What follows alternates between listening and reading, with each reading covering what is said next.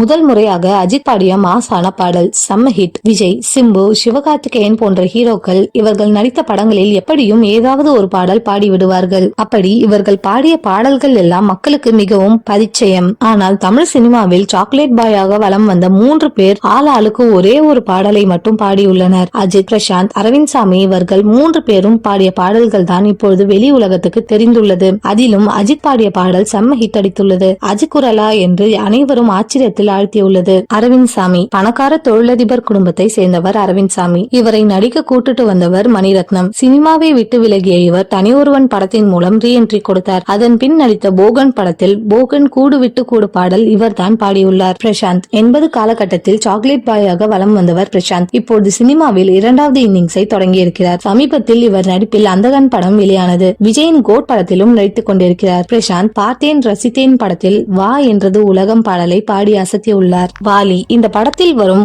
ஓ சோனா பாடலை பாடியது அஜித் தானாம். இந்த பாடல் அப்பவே செம்ம ஹிட் அடித்துள்ளது. வைரமுத்து எழுதிய வரிகளை ஹரிஹரன் மற்றும் அஜித் இருவரும் சேர்ந்து பாடியுள்ளனர். இதுதான் அஜித் பாடிய முதல் மற்றும் கடைசி பாடல்.